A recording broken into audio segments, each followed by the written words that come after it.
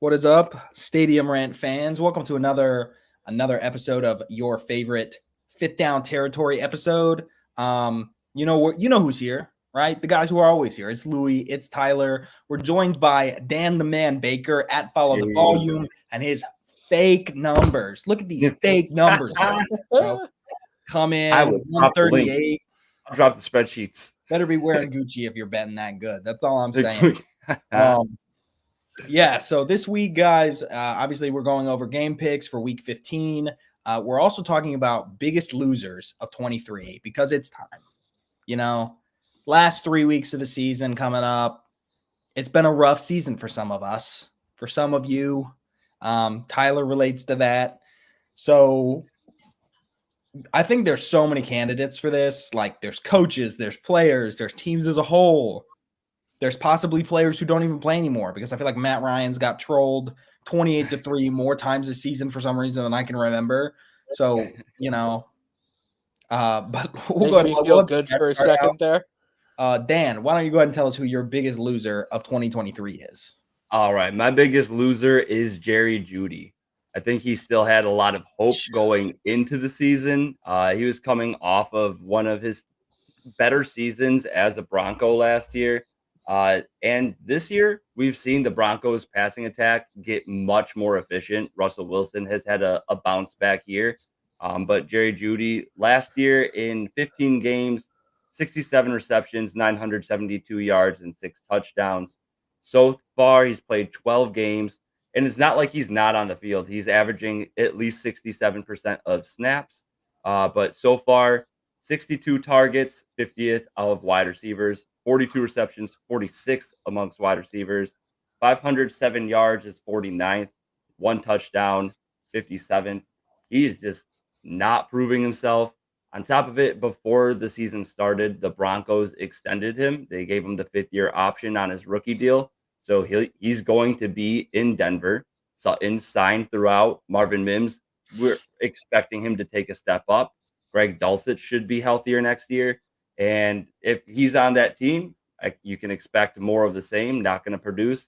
And if he gets traded, he does not have control of where he's going. So not a lot of brightness in Jerry Jeudy's future. Really took quite a hit on his value overall. His dynasty ADP, he was drafted as the wide receiver 29 at the beginning of the season. And right now, Fantasy Pros has his dynasty ranking as wide receiver 43. So dropped a whole 14 spots.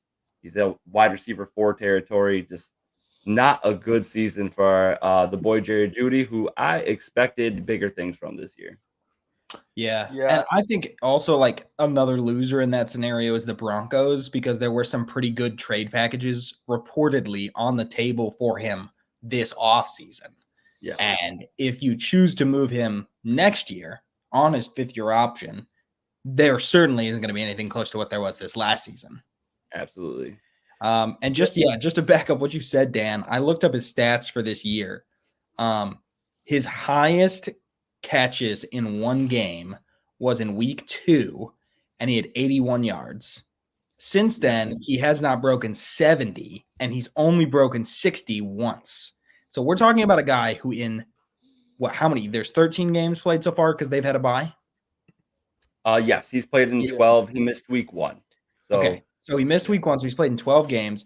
In 11 of 12 games, he's gone under 60 yards, which is crazy. Yeah, terrible. And it's not like Sutton's.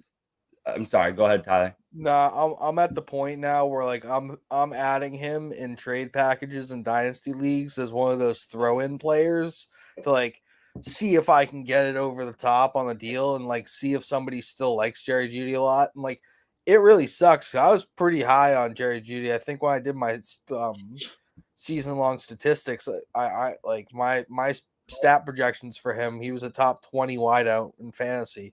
And that means I have like a 18% roster share of him across all of my leagues. And like, I'm just looking at him on the bench, just being like, dude, I can't even play you in these deeper leagues. Like I'm playing, I'd rather play like DeMarcus Robinson, or one week I played Mac Hollins over him.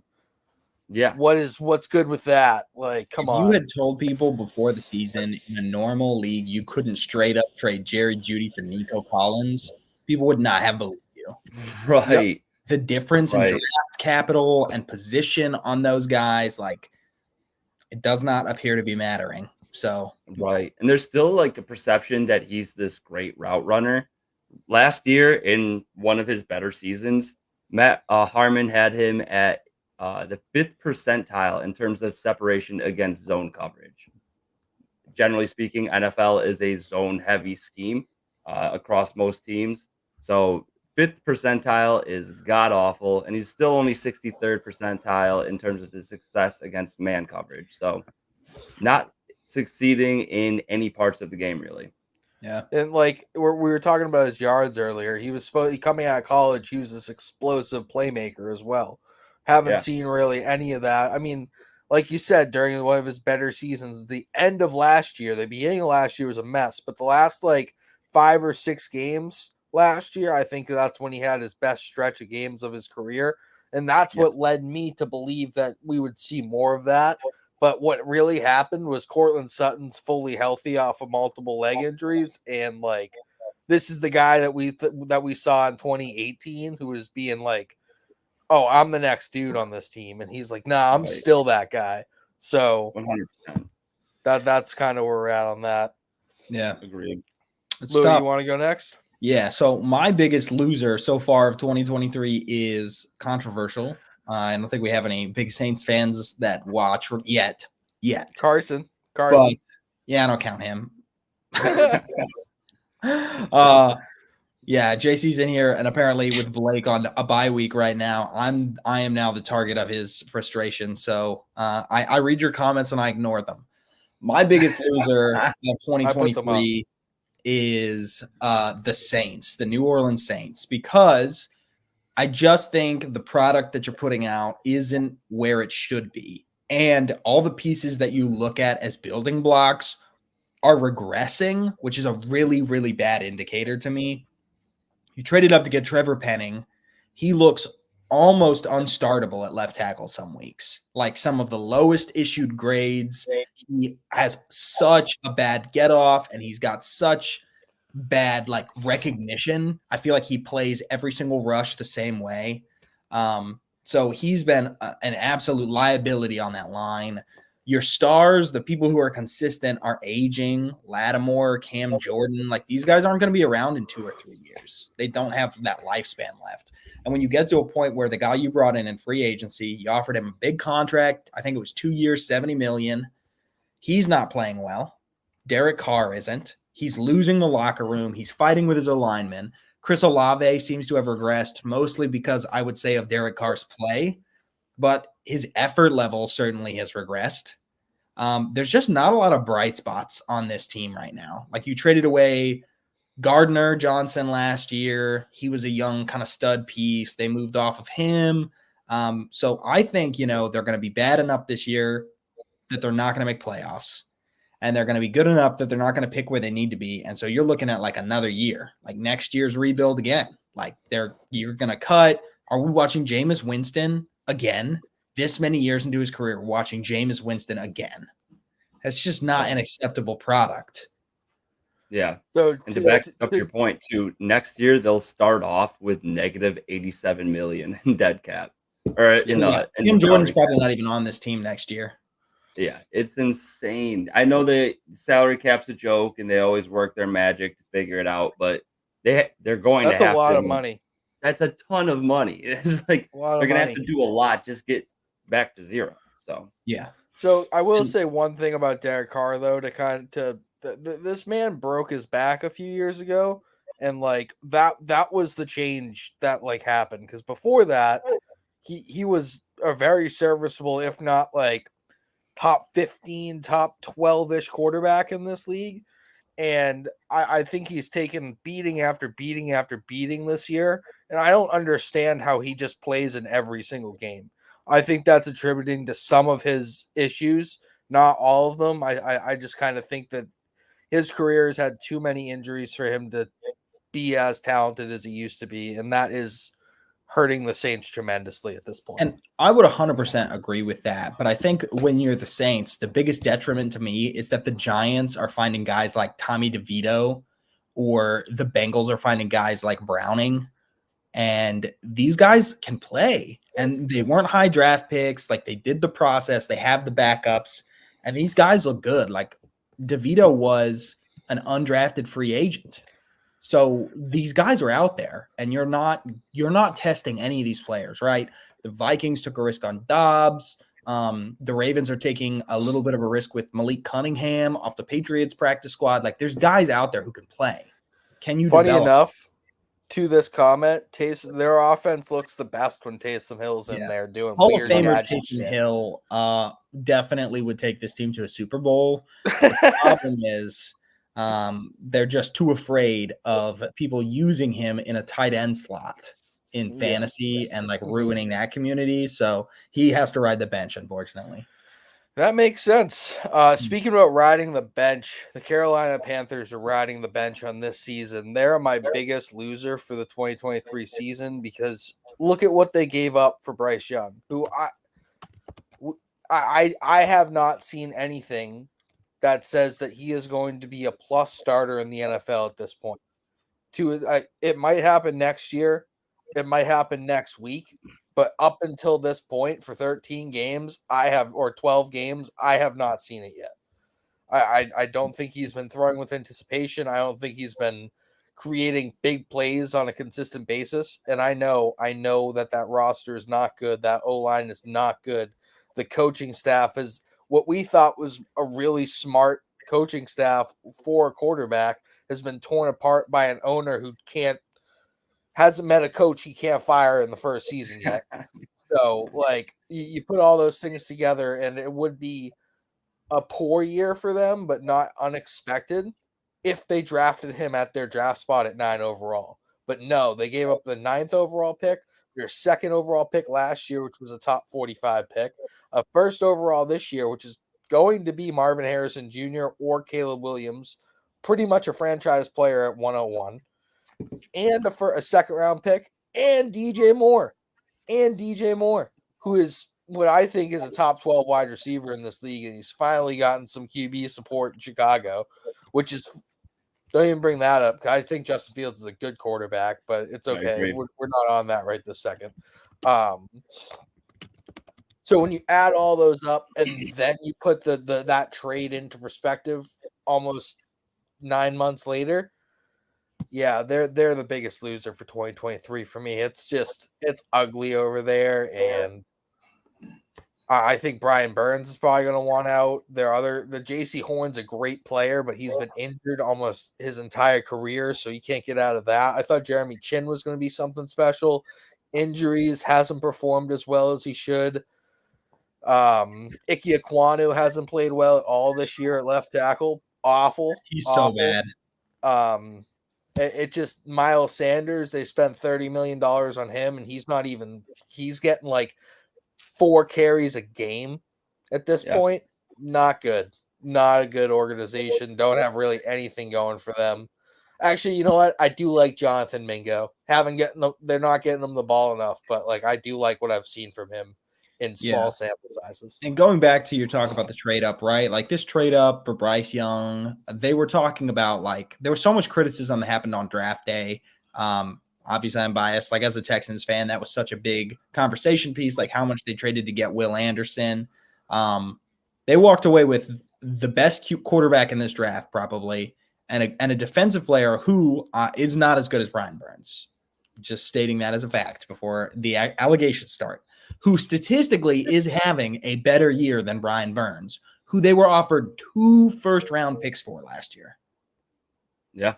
So at some point, even that decision, like how you operated, regardless of the fact that you traded up and gave away so much, but even the players that you kept, you didn't move off of, aren't that good now. It would have been better. It would have been better if they traded Burns to those 2 firsts and then used those 2 firsts to trade up for Bryce Young and then still have their first round pick this year, which they could move if they felt like Bryce Young was the guy and get a buttload of trades back. But right now you're just sitting here with You know, I mean, they might have a good amount of money next year, but who wants to go there at this point? I don't think that's a career helping place like over here. And like, right, we talk about how scarce coaching opportunities are in the league. Like, you can't pass up opportunities, but you also can't just take whatever's there. And what promising coordinator is going to want to be the head coach of this org, especially with how this owner looks, right? The reports about Tepper have been wild this season. And even Panthers. It might be Bill Belichick. That would be so bad for Bryce Young's development. It might be like, I'm thinking about places that need somebody who can give them some sort of credibility, which he definitely does. He brings credibility with him, regardless of what he does in the modern age of football, coaching wise, schematically. He brings that credibility. I think Tepper would give him full football czar control, and he would pay him the $25 million a year that he wants. If he gets all three of those things, Belichick's going to Carolina. He'd get that defense in shape at the very least. Yeah, I mean, and like some people would say that he would have the quarterback that he would be able to use in that spot, so he wouldn't have to draft one. One is already there, but that's a possible thing. Yeah, to me, you're trying to lure in an offensive guy, and like I can't imagine Ben Johnson or Ben Johnson really is, I think, the best offensive coordinator candidate. People talk about Bobby Slowick. I think some of these recent performances may deter that a couple of years. Runs the ball too early for a team that can't run the ball. He tries to do it on early downs. Yeah, that gets his team into long third and longs, which, I mean, CJ Stroud has battled them out of it, but consistently, it's not a formula for success in that manner. Ben Johnson, I think Kellen Moore, he's the offensive coordinator for the Chargers now, right? Yes. I think one of those two guys is your ideal candidate. I just don't know if you can get those guys. I'd rather stay in Detroit. You have any thoughts on that, Dan? We haven't really roped you in. I would love Kellen Moore to go and like really turn this offense up. And really quick, touching on it earlier, no chance they should have fired Frank Reich before their general manager. Like, they've just made terrible roster decisions time after time. Frank Reich can only do so much in the 10 or 12 games they gave him this season with the roster that they have. So I would love to see Kellen Moore go there. Even with Justin Herbert facing tons of injuries this season, we've still seen his ADOT go up, his highest it's been this season. And I think that's what they need, is if they can add some wide receiver talent. I would love to see Bryce Young take some shots downfield. Right now, it just seems like he's heaving up a prayer anytime they throw the ball more than 15 yards downfield. Yeah, I think GMs in this league, it's so weird because some of them, if they're like, you can't right the ship in a year and a half or whatever, you get like 2 free agencies and a draft and you're gone. But then some of these guys literally run teams into the ground and somehow outlast the coaches that they put in horrible situations. Yeah, it's insane. It's mind-boggling. Real quick note on JC's comment about Bieniemy. I mean, I think Riverboat Ron's getting fired after the end of this year, and I think he's a major candidate for like an elevation up to their head coach this year. He deserves it. I think he's done a really good job with Sam Howell. Maybe not the wide receivers, because like Sam Howell's having a top 8 quarterback fantasy season, and none of his wide receivers are producing like at all consistently. It's just like, I don't know. It's like Logan Thomas, Brian Robinson Jr., and like Curtis Samuel are producing, but that offense moves for the most part. It looks good against like not top tier defenses, but most other defenses around the league. So I think Bieniemy's a candidate to move up and not out in that area. But I agree with that. It's insane that the like McLaurin right now, wide receiver 34, Curtis Samuel 43, Dotson 46, Logan Thomas 15. Like, what happens if they get their star wide receiver more involved consistently on top of what they're already doing? That'd be incredible. But that's just me and my McLaurin share speaking. Yeah, I have them as well. Last point on this. Yeah, Jonathan. Really, I said that the entire draft process. How he is just. Bryce Young is almost my size. Like that's me running out there playing football. I understand I'm not as fast as him and all those other athletic things, but like if a dude who's 6'6", 300 pounds comes and tackles me, I'm breaking my leg. Like that is not going to consistently happen and me be okay. So I don't understand how it's going to consistently happen to him because he gets sacked a lot as well, and have him be okay for a long, successful football career. Yeah, I think the other thing to me is it just adds, like, when you have those factors against you, it adds so many things you have to process through, right? And obviously you can't completely block out commentary. So all the concerns about his height and blocked passes at the line of scrimmage and all these things that he has to try and play over, like through all that noise. And yeah, you get the intangibles, right? Leadership. They say he's a great guy. Those are the things you want in a franchise QB. But I think we can all agree that like Baker Mayfield has those qualities. He's got leadership qualities. He's a dog. He seems like a good dude. Nobody has really a lot of bad things to say about Baker. He tried to play through injury, but sometimes those things matter. Like the play matters too. And I like Bryce Young. I think he's going to be an okay quarterback in the league. I don't know that I'll ever call him top 10. No shit. And I think for a number 1 overall pick, that's what you want. You want a top 10 quarterback. And I don't think they got that here. Right. They could have gotten to the same record, taking a great quarterback while using Andy Dalton this entire time, and yeah. And then like just the culture in the building, like the Hunger Games. I don't know if you guys saw that report, but like Hunger Games style things where they're like sacrificing each other and like, there were reports. It's just not good over there in Carolina. No. And how do you fix that? Like that's going to shake his confidence. That's going to hinder his development. Like that comes from the top down. That comes from temper down. And an NFL owner isn't just going to be removed unless you're Dan Snyder. So he's there. So it's all bad boss. All right. Well, let's move on to this week's picks. Let's stop giving Carolina fans something to cry about. And I'd love to say that they're going to have a top pick this year because, like, if you didn't trade your first this year somehow, maybe you traded Burns and Moore, which would have been still excessive, but you had that first this year and you suck, at least you're getting Marvin Harrison Jr. to go with Bryce Young. Mm-hmm. Instead, you're giving Caleb Williams and possibly Marvin Harrison Jr. to the Bears, which would be wild. All right. NFL schedule week 15. We start off with the Thursday night disaster class of the backup quarterbacks. Aiden O'Connell versus whoever the heck they're trotting in over there. I saw the name on Easton Stick. It's Easton Stick. Who somehow that sounds like perfect balls to Quentin Johnston, whatever his name is. Like somebody explain that to me. How he's catching those, but not Herbert. That's fine. That his name sounds like somebody I'd see in a search and destroy COD lobby. Just Easton Stick. Like, huh? Like what? Anyway. So start us off here, Lamb. I'm gonna pick the Raiders because the Chargers are gonna charge her. They still have Brandon Staley as their coach. They're gonna charge her it up. Give me the Raiders here and give me Devontae Adams for like a big 2-touchdown game. He's been quiet for like since week 3 pretty much when he had 42 points in fantasy, and after that he's been pretty much non-existent throughout this whole time.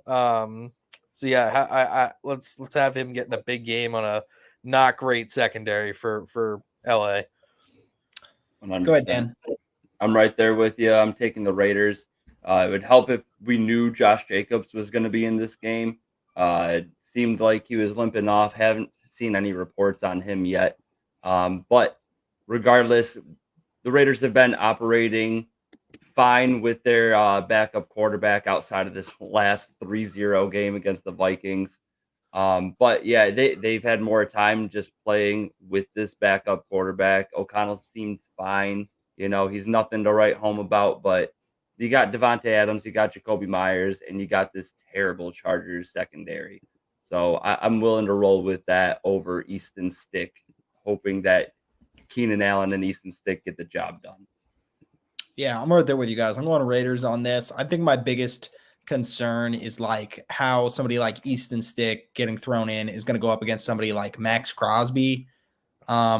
You know, I know Khalil Mack's having a good season, but Aiden O'Connell's at least been battle tested a little bit. I think they're really going to kind of bring the house at Easton Stick, and they're going to try and take away Keenan Allen. And like Eckler looks like a shell of himself. He's really slow. You know, even if he puts himself in top 5 fantasy running back conversation, the rest of the world puts him like top 20 maybe. So yeah, give me the Raiders here on Thursday Night Football that I have no intention of watching. Real quick, Shane says Raiders. He goes, "What a disgusting game! The loss of Justin Herbert hurts. This is the 7th starting quarterback to be lost for the season. All the while the Raiders just got done playing one of the worst games we've ever watched against the Vikings. Expect a low-scoring game, but Raiders over Chargers." And Bahuki took, I think it was the Raiders as well. He took the Raiders. Yeah, all right. So full sweep on the Raiders there over the Chargers. And I don't even think you should bet on the Chargers. Nah, don't do it. Don't do it. That's a fraudulent team. They're fraudulent. Oh, my biggest loser should have been the Jaguars for some made-up reason. What am I doing? For some haterade. For some haterade over there. All right. Next we have Vikings, Bengals. I am taking the Bengals here. I took them against the Colts, and I kind of got made fun of a little bit, but I'm sticking to it here. I think the magic continues. I think Browning runs the system perfectly. I need him for my Superflex fantasy football playoffs. Give me the Bengals. All I know is I wasn't laughing at you about Cleveland Cincy last week. I also took Cincy last week. I think Browning impressed us all. And yeah, give him to me again this week. Jamar Chase, he did pop up questionable today, but I think Joe Mixon and the new addition of Chase Brown kind of getting into the lineup, being more of that lightning to Mixon's thunder, and that running game really helps them out a lot in the passing game as well. He was creating explosive plays. So yeah, give me the Bengals as well. Dan, what do you think? Yep, same here. I'm also taking the Bengals. Just a much more complete team. And like we just touched on it, but that 3-0 game was ugly to watch.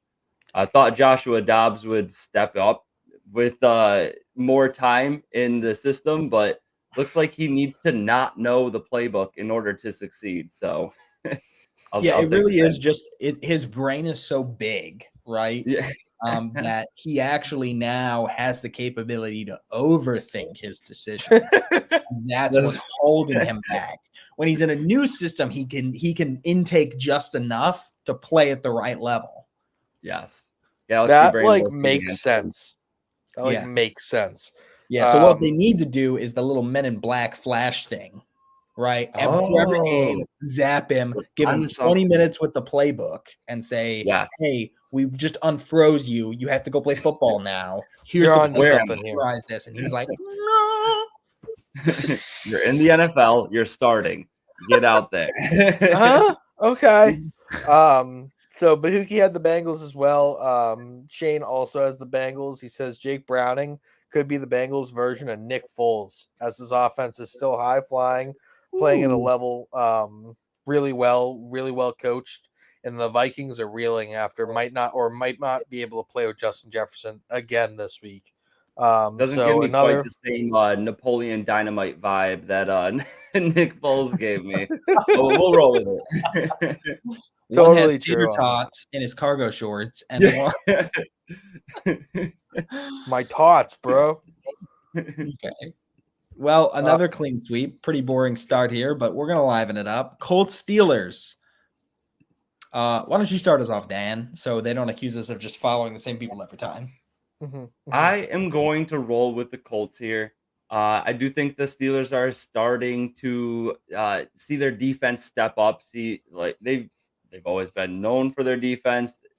Came off to a terrible start, but I do still like the Colts just a touch more here. The Colts have also seen their passing defense tighten up, and going up against Mitch Trubisky, I think DeForest Buckner and Kwity Paye can make some noise here. Mitch Trubisky, just an average backup. I'm comfortable taking Minshew to run this offense, put up another they've been averaging around 22 points per game. So I'm gonna take them here.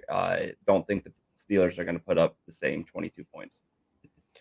Yeah, give me Indy as well. You said it perfectly. You think that Mitch Trubisky is a below average backup, and Gardner Minshew might be one of the best backups in the league. 100%. Maybe the best backup in the league. Like it's always a crazy game whenever he steps onto the football field. You just know you're gonna watch some weird things happen when Gardner Minshew plays quarterback. No matter what team it's on either. But like the dude's a gamer and he makes some ridiculously good throws and then also makes some of the weirdest mistakes you'll ever see. So like I'm still gonna take the Colts. I just the Steelers just lost the Patriots, guys. Like to Bailey Zappi, Zeke, and Juju Smith-Schuster. That's not good. Not good. No, sir. Could have been the knife in their season, to be completely honest. So yeah, I'm gonna pick the Colts. Shane has the Colts as well. Underrated defense. We'll get to play a lot of damaged offense against Trubisky. And then Blake has the Colts as well. Are you making it another clean sweep, Louie? I was going to, but now I'm reconsidering for the show. For the guys. I'm sacrifice the body. I'm going Steelers because I can't do the sweep. Okay, so I'm going to tell you what they have to tighten up to play against the Colts instead. Okay, you have to get your linebackers flowing with the direction of play better, because when Zeke was booting out and catching something for 22 yards because the linebacker never left his zone assignment, right? Those are the kind of things that you have to coach these guys to. And I think Tomlin's going to do that. I think he's going to have them watching tape all week long and being like, this is what a screen looks like. See this guy out here by himself? He going to catch the ball and he going to run a lot. So if you got 11 Tic Tacs, but you got 12 ugly girls with bad breath, you got to find one more, right? Oh, no. So sound argument, Yeah. Can't argue with that. Add the extra. I don't know. That sounds like a number facts. But I think the Steelers will get it done. I think it really hinges on TJ Watt. He was playing with a concussion last week, supposedly. So we'll see if he makes it in this game. But I think this is a blowout either way. I think one of these teams gets it and runs away with it, and neither are really built for the comeback. So I'm going to take the Steelers defense to kind of tighten up, get them up early, and then they're just going to ground and pound it out. All right. Yeah, next game.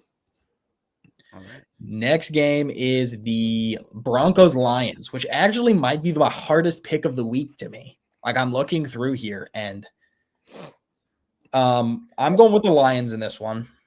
I think they're going to try and keep this lead in the North. I think they're really fighting for like a good positioning, seeding for playoffs.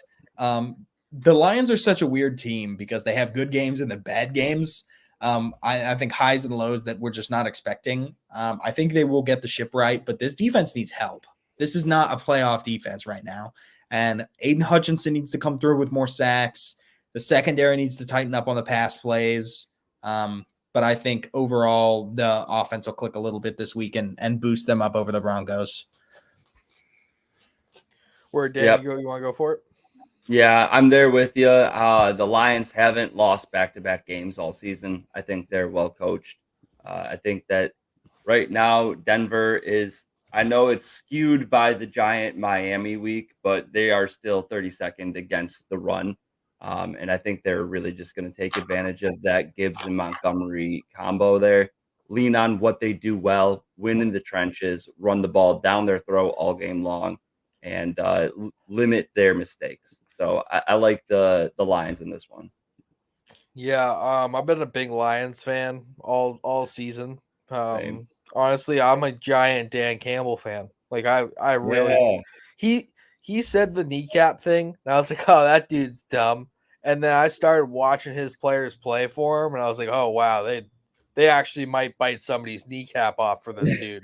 So like That to me is really cool. I think that's everything. He embodies everything that you want a coach to be. Sometimes his fourth down decision making isn't that great, but he gets his players ready to play, and he has them playing at most of the time their fullest potential.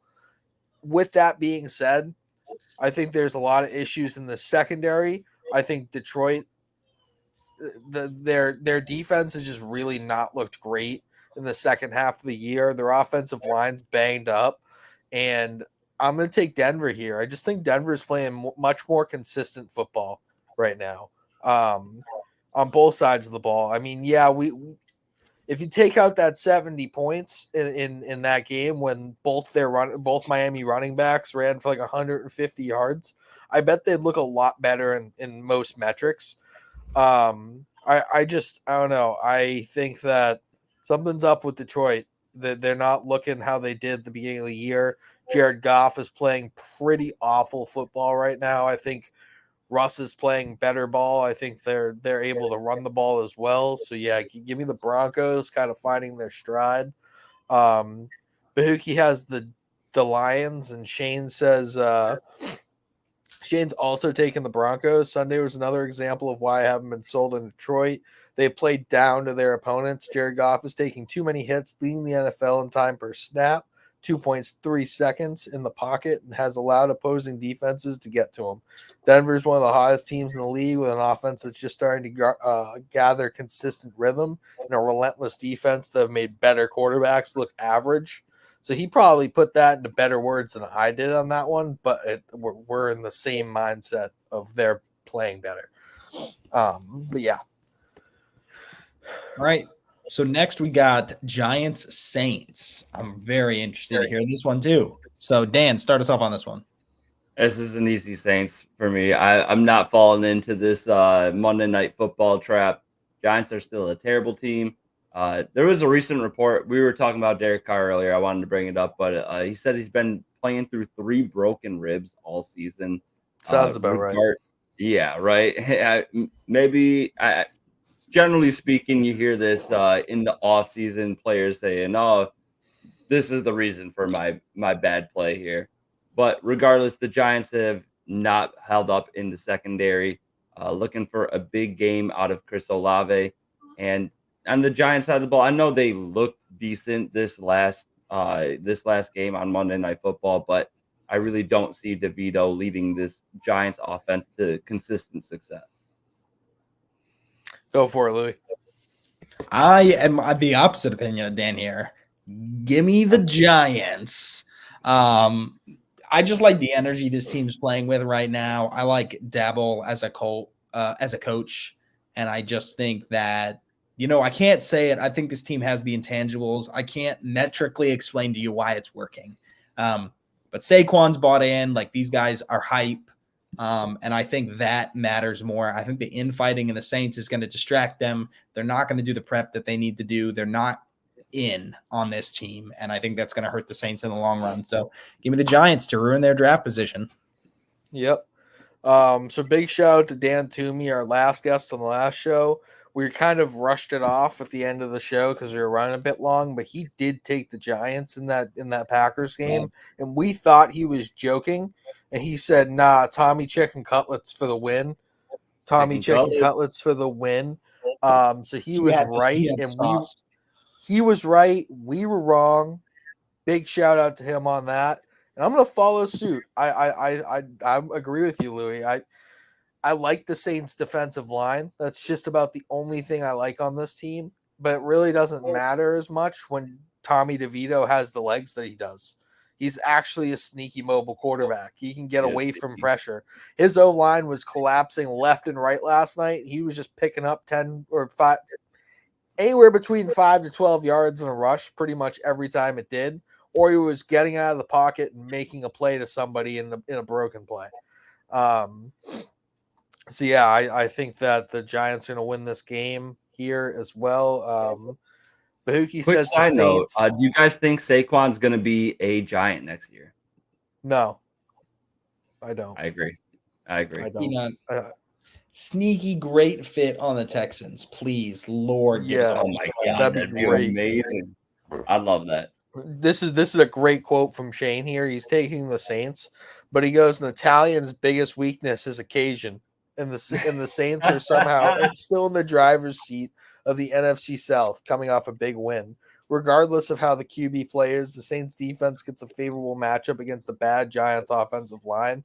Yeah, that's just an A1 quote there, Shane. That's a Mike Tomlin quote. He had it all along. I didn't even need to make one up.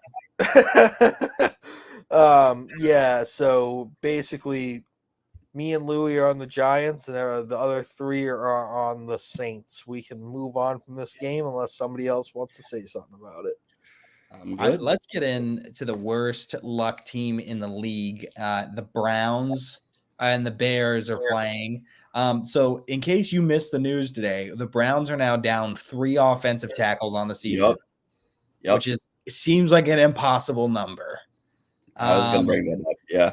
So I am taking the upset here. I'm taking the Bears. I don't like it, but I think Joe Flacco is far too old to be playing behind a line that does not have its starting and its second string tackles. I think the Bears coordinator is smart enough to know that, and he's going to bring and try and create pressure as much as he can. And I just think Flacco is going to make some bad decisions that will ultimately lead to a very close Bears victory. Go for it, Dan. I mean, you're the resident Browns fan. I was gonna say, as the Browns fan, I'm taking Cleveland. I hear what you're saying. It is so disappointing losing DeJuan Jones. He's been playing great in replacement of Jack Conklin. But right now, what I've been seeing in these games and what we talked about on the Browns Brawl podcast is Joe Flacco is a vet that doesn't get frazzled by extra heat brought his way. What he's done well that Deshaun and DTR hasn't is when he recognizes the blitz, he throws the ball in the area that the blitz is coming from. We pick up the easy yards that's given to us. And I think we're going to do more of the same there. On top of it, Chicago hasn't had a insane pass rush. Montez Sweat was a big trade, so he might bring some heat from time to time.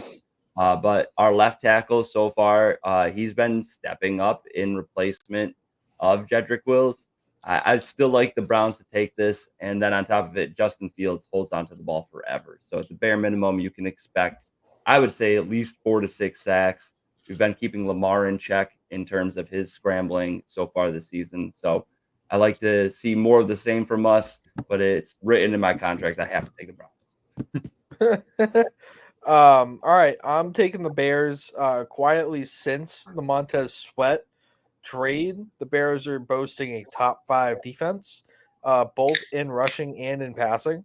They have forced 9 fumbles since that trade, and they have picked the ball off 6 times since that trade deadline acquisition of Montez Sweat. Jalen Johnson is back from injury. He's fully healthy. He's playing really, really good football right now as well. Then just some quick stats on Justin Fields. He has a higher passer rating than Joe Burrow and Trevor Lawrence. He has a better touchdown rate than Patrick Mahomes and Josh Allen. And he has more rush yards per game than Jalen Hurts and Lamar Jackson this year. So I think that he's playing some of the best ball of his career. He still has another level to ascend to, but I think it's enough to beat Joe Flacco and the guys. They kind of what's it called? They played a really hurt Trevor Lawrence, who probably shouldn't have been playing in that game last week, and Matt Stafford tore them up 2 weeks ago. So I just think that I think the Bears are just playing really good football right now, and everybody's kind of focused on the earlier half of the season rather than what they've been doing recently. So yeah, I'm gonna take the Bears again. So I did it last week too. Just to throw something out real quick, we should have Denzel Ward back to take away DJ Moore. And then on top of it, right now, the Bears are taking the most sacks in the league, highest sack percentage. Or I'm sorry, they are sacking the quarterback at the lowest percentage in the league on the season. You just talked about it, though. Things have changed since the Montez Sweat trade, but they're also 7th in terms of taking the most sacks. So I think both things bode well for the Browns. Just had to throw that in there. No, it's okay. That's fine. Boys. Boys. Blake is also taking the Browns in this one. And then who does Shane have? Shane has the Browns. He basically said that what he said about Jake Browning being Nick Foles is pretty much similar to what Joe Flacco's doing. He's kind of played the best QB, or he's played the best at QB for the Browns this season. For sure. Jedrick Wills is out, though. Montez Sweat should be an issue, but Bears' offense is too inconsistent to trust off a big win. So that's where he's at. Big Justin Fields believer. So, I'm kind of in on him. And you know what? I'm okay if I'm wrong on it. If I'm right, it pulls me up in the standings a bit. Yeah, the polarity on Justin Fields is insane. Like, the people are so far on one end or so far on the other. People just go, "Oh, he can't throw." That's I'm I was honestly talking about this last week. It's insane that people think that he can't throw. Like, I know that touchdown to DJ Moore was off on an offsides call where they just got a free play. That was still a dive. Like, the guy can throw, especially downfield. Can't wait for them to add He's about to more pull his hair out. talent. No, I'm just saying I'm right in the middle on him. I literally he's been developing as a passer. I think he's been better since he came back from injury this season. Mhm. I did not like what I saw in the first half, but he's still really young. So us pretending like he can't continue to develop is also a stupid conversation. Right. He's right outside of my top 14, 12-ish QBs right now. He's like right there on the cusp of breaking my top 12. But yeah, anyway. another playmaker and a little bit more protection, maybe a better offensive coordinator. And what do you know? Like I think that he still has more levels to reach. Maybe a guy who can doesn't move on to call the next 10 game. screens a game. That'd be nice. We got doesn't make sense. 10 games to get through in 14 minutes, so we're gonna have to speed this up a little bit. All right. Next, we're doing Falcons Panthers. I'm taking the Falcons here. We've talked about the disaster class that is the Panthers, and I think it continues here. Jesse Bates gave him fits earlier in the season, Bryce Young, and I think that happens again. Falcons here. Falcons here for me. Big Bijan game. Same. Falcons top running offense. Panthers bottom running defense. Love it. Falcons. Win Falcons. Blake chose the Falcons here as well. And then did Shane take Falcons? Yeah, he just said next Falcons. Full sweep. All right. Bucks Packers. I'm taking the Packers in a bounce back game here. I think their loss Monday night maybe showed a little bit of LaFleur's flaws, but I really think what they're going to do is try and stretch the field a little more here. You saw some guys like Jaden Reed had like 8 catches or something, and he had like 41 yards or something stupid small. So what they need to do is, crazy. Thank you, even smaller. So I think what they need to do is just get these wide receivers on some deeper routes. Jordan Love can make some throws, let him ball out, and then let some of your other guys threaten in the slot. So I'm going to take the Packers in a tight race here. Go for it, Dan. This is the closest game of the week, in my opinion. I'm going to roll with the Tampa Bay Buccaneers. It's just without Christian Watson, even though he wasn't really performing at the beginning of the season, I don't trust the passing attack enough. And that's where you take advantage of the Buccaneers is in their secondary. So I'm going to roll with Bucks here. But this is one of the tighter ones of the week. Yeah, give me the Bucks as well. Mike Evans bounce back, massive game incoming here. Probably 150 total yards. Against Alexander? Yeah, bigger, faster, stronger. Jair's been hurt a lot as well this year. He's not been fully healthy. It's just I don't see him being shut down 2 games in a row in this season with Baker Mayfield kind of hyper targeting him downfield.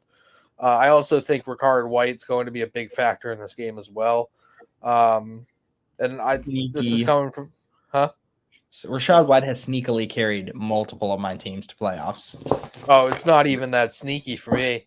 I was so high on him this year. I was like, there's nobody else there. Nobody else is getting the ball. Like, he is doing it. He is that dude. Discount Christian McCaffrey right there. Discount Christian McCaffrey. That's what he is right now. Shane said Packers over Bucks. Matt LaFleur is one of the best coaches in the month of December. Coming off a game where Jordan Love was mobbed by the opposing secondary, playing Tampa's secondary, which is somehow worse, is an early Christmas gift. Yeah, Blake has the Packers as well. All right. Moving into Jets Dolphins. Gross. Given I'm going to take the Jets in a double week upset here. I don't like the injuries on the Dolphins offensive line. I think they're going to hyper target Tyreek, trying to get him to this 2K mark, which is what I've been noticing all season. And I think the Jets secondary is going to be ready for that challenge. I think the biggest threat in this game is actually Achane. So we'll see if they can actually get him going this week. But I'm going to take the Jets. Okay. Yeah, Go for it, Dan. I think everybody thinks of Miami as a passing offense just because of how elite Tyreek is.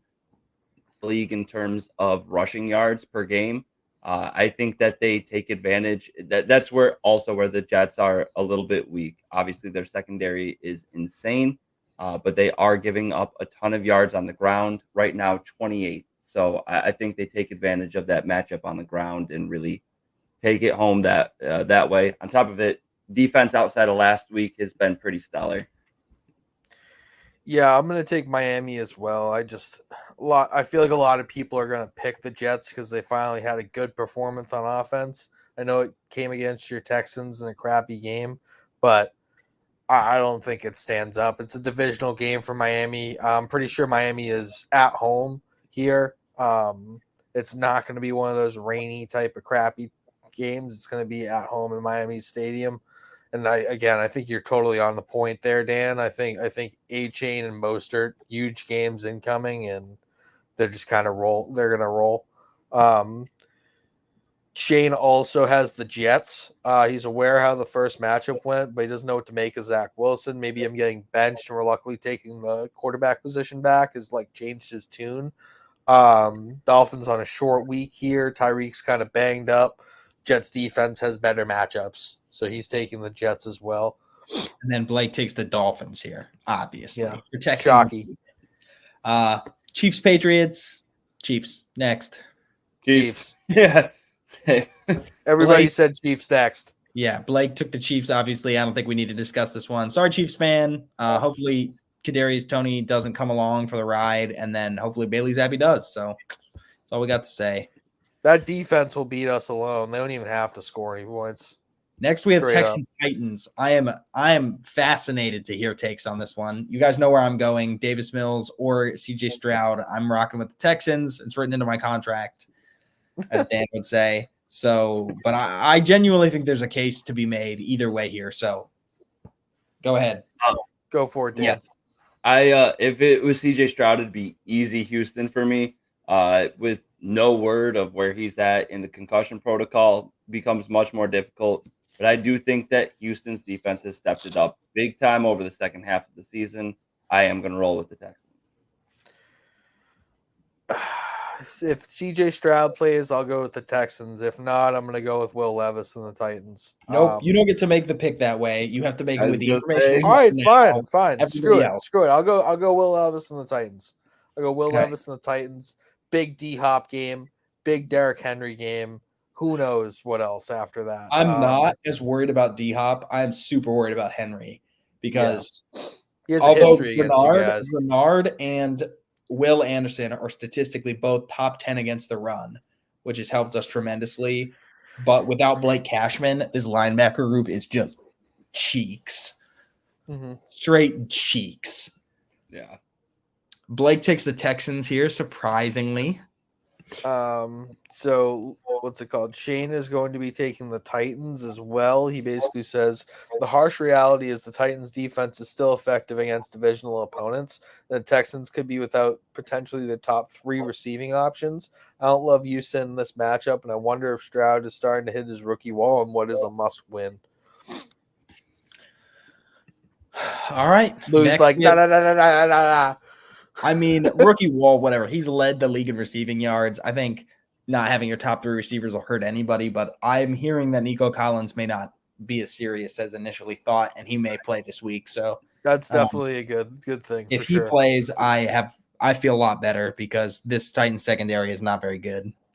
Yeah, I'd feel worse about my pick if Nico Collins plays. Not gonna lie, but I'm gonna stick to it.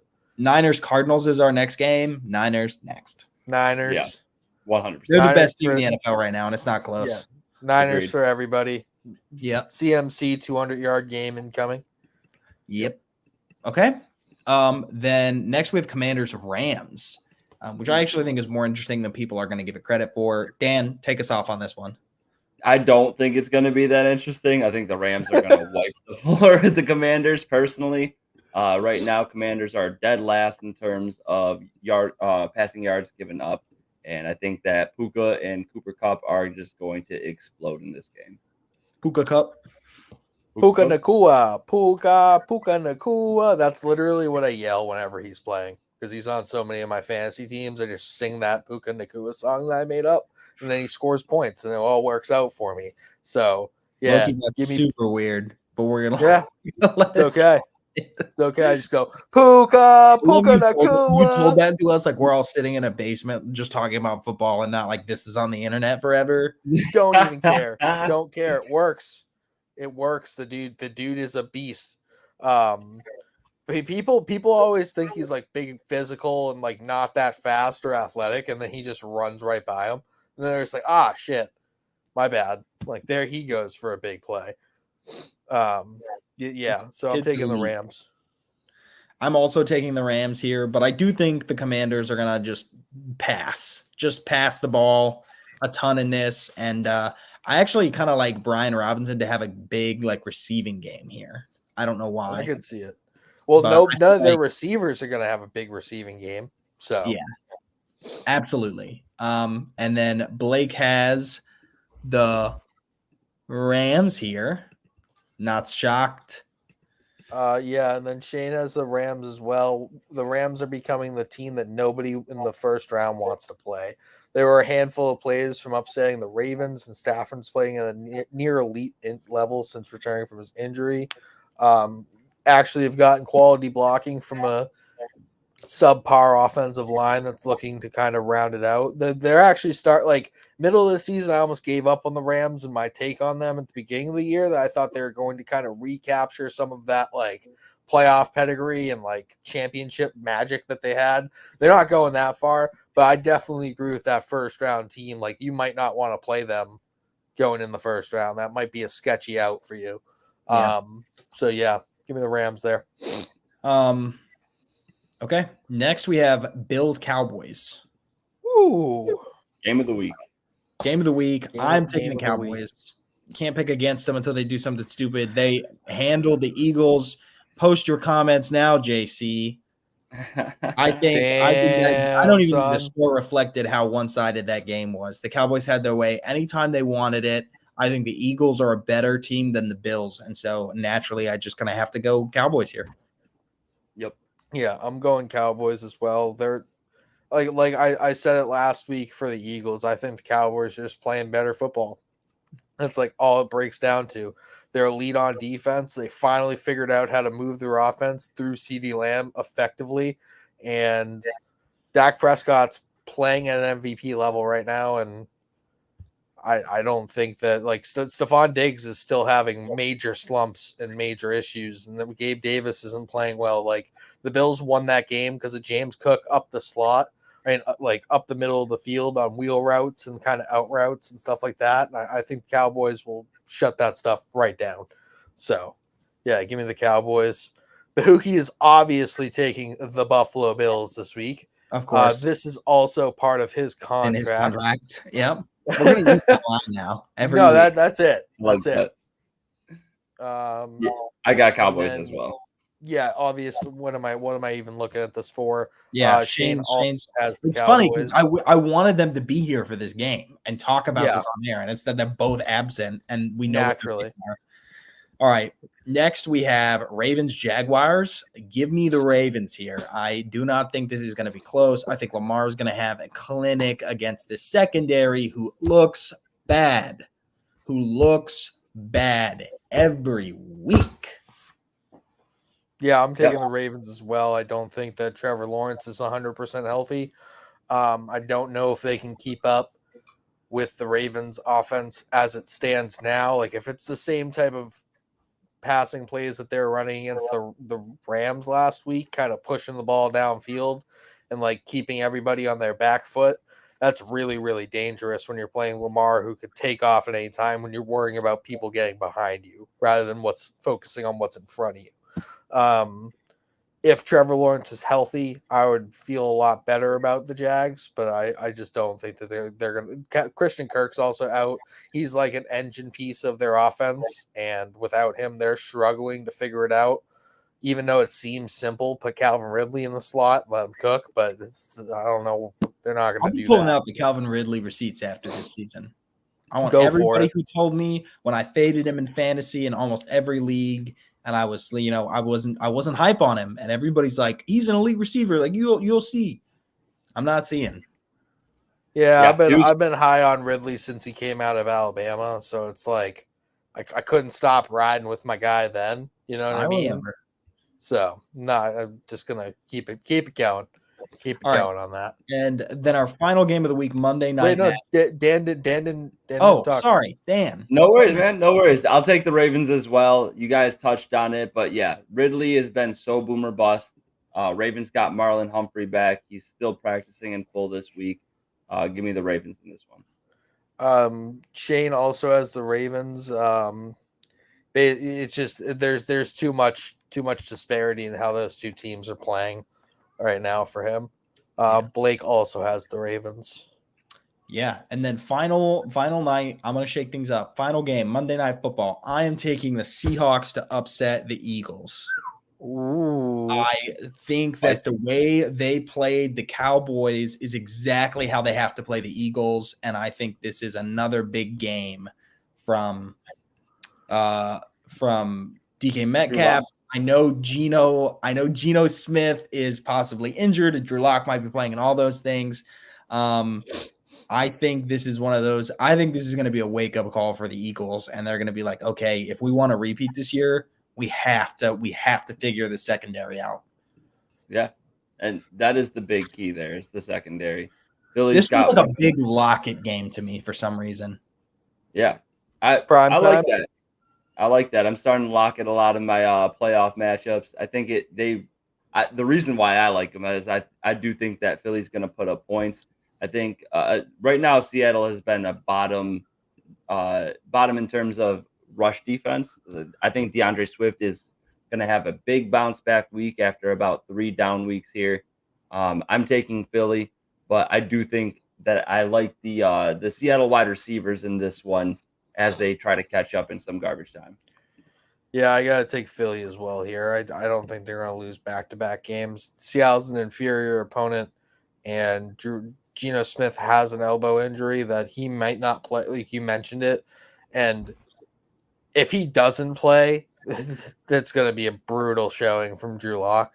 If he does play, I don't know if he's 100%. And I think the Eagles are going to figure it out against like a subpar rushing defense when they can use play action, they can use Hurts on the run, they can use DeAndre Swift, like you said. So yeah, give me the Eagles here. Shane says that he is taking the Seahawks. Admittedly, this is more of a hope than anything else, but the Eagles secondary continues to struggle and will now play the best receiving group they'll see all year. Jalen Hurts is not playing to a level as expected. The pass rush hasn't been able to be nearly as effective over the last 3 games. They continue to not run the ball. 12th man at home for him. What does Bahuki have? Bahuki has the Eagles, of course. He's trying to protect this lead. He's playing it too safe, and I'm sneaking up on him. I'm sneaking up on you. You sneaking your way back to the gutter here pretty soon. Sneaking up on you. You make a couple Dan of snuck picks right up this on week. us with his magical 138 number. Yeah, he just hasn't been here all year. That's like white kids being born with 800 Yeah, credits. you should add some real pickers to that group chat. I'm getting beat by one of my friends. He is making a killing on DraftKings. So maybe I'll drop his handle sometime. Yeah, if he posts them, your boy needs a comeback. So, all right, guys. I could use a win. Yeah. As you guys wanted me to end with a dad joke this week? No, but go for it. Yeah, I've got them cooking. You know, my daughter turns 1 this Saturday. So, what do you call a group of grandmasters talking about how good they are at chess in a hotel lobby? I can't even pretend to know. Yeah, chestnuts boasting in an open foyer. It's that season, baby. I love it. It's season. Oh no, Merry Christmas, guys. We're gonna have to stop. I'm your audience for this. Bring me in every week. I'll join you for the last 5 minutes just so I can hear your dad jokes every week. I'm gonna end the stream. Come back. I'll do them every guys. week. You guys like them? Let us know. I'll do them every week. That is it for Fifth Down Territory presented by Stadium Rant. Thanks so much, everybody, for joining.